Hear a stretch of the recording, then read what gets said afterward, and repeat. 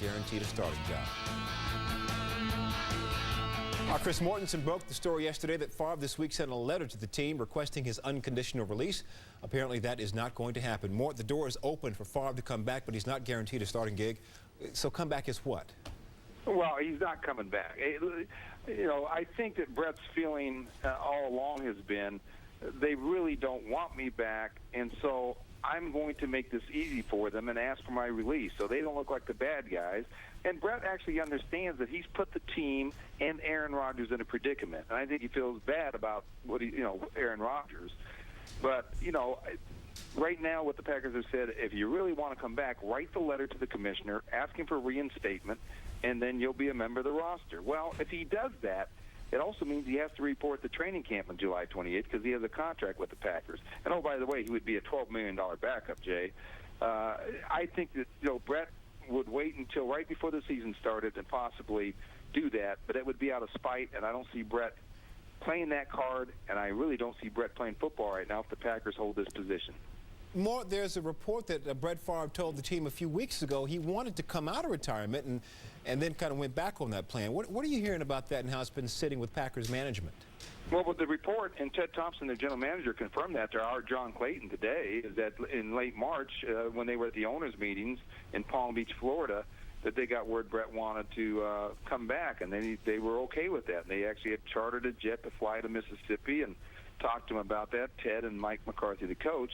Now, I've not spoken to Brett about this today. I've spoken to 3 or 4 people who are very close to him who say they've never heard that before, and they feel like they would have heard that. But Ted Thompson is on the record saying, yes, that's absolutely true. Now, this saga has been going on for over a month in terms of their knowing that Brett had feelings to come back and play again. So there's been dialogue. It's only become public in the last week or so. And I can tell you from being around Brett Favre Friday at a high school that the little boy in him that loves the game of football so much is there. He's got a passion for the game, and people that fell in love with that, the guy who loved the game so much, are now even saying, hey, stay retired. Well, I don't know that Brett really wants to stay retired. You're in Thibodaux, Louisiana at the Manning passing camp. What's the reaction to the Favre saga down there? Well, it's a great camp in Nicholls State, 950 kids. And Peyton Manning and Eli and Archie, they all run the camp. And, Peyton actually, when Steve McNair and Brett Favre retired, Peyton Manning wrote retirement notes to both men. He mailed the retirement note to Steve McNair. He did not mail the retirement note to Brett Favre because he had a feeling that this would happen, that Brett really wasn't going to retire. So he has a retirement note to Brett Favre with a stamp on it right now that he's never sent. So Peyton Manning had a sense about this. The spotlight is on Aaron Rodgers right now. He's golfing this weekend at Lake Tahoe at the American Century Celebrity Golf Championship. Today was asked about the Favre situation. Take a listen.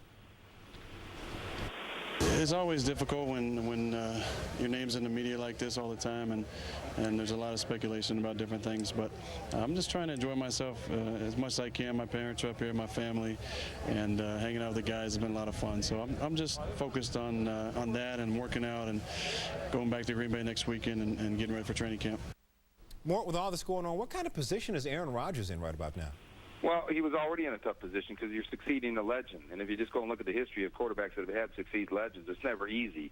And so, listen, and as I said earlier, Brett actually feels badly about, Aaron being in this predicament. And that's why he feels like it's better if he moves on. But, listen, we'll find out. I mean, one thing about Aaron Rodgers is he was already in the shadow, and the shadow is a little bit bigger.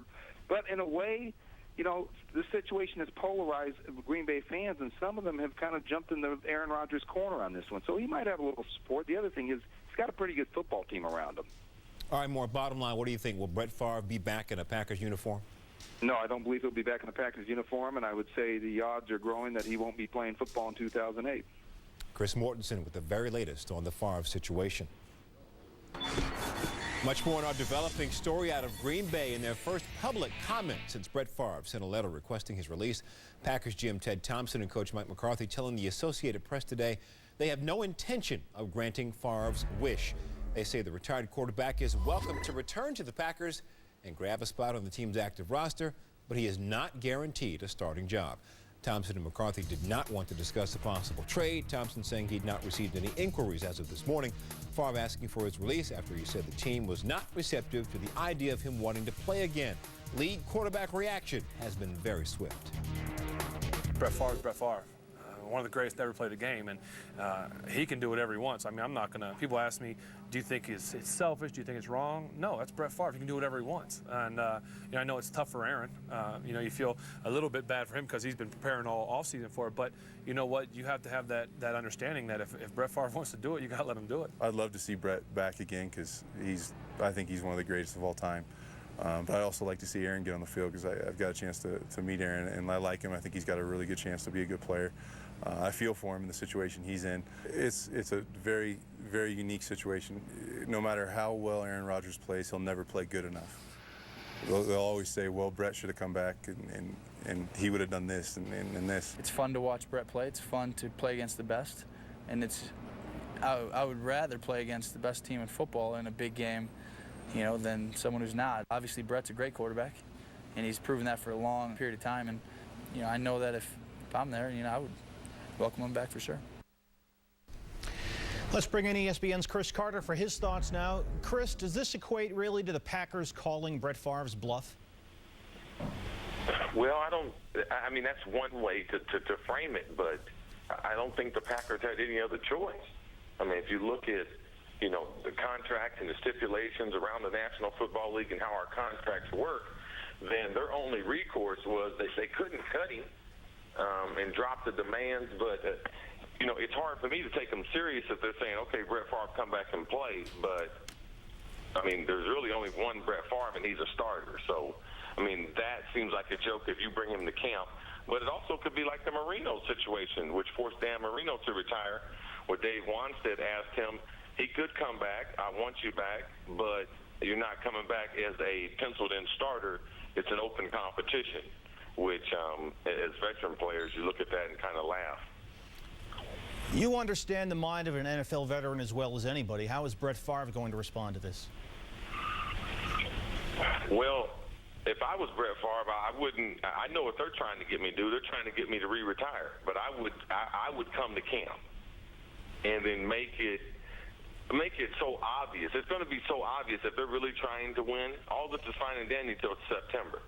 And if they start that first game, you know, against Minnesota, and Brett Favre is not the starter, I mean, he's the backup.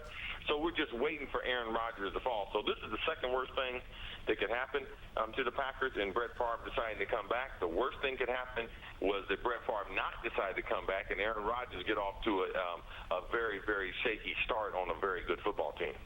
Could the Packers survive with number 4 on the sideline in any capacity, just standing there dressed and ready to play, but just watching? No, because regardless of what Aaron Rodgers does, you're always going to be questioning. We know what Brett Favre can do. And Aaron Rodgers is going to have struggles. He's not going to have time to get through his struggles because you know you have Brett there. So it's really not a great situation for Aaron Rodgers. Chris Carter, thanks very much.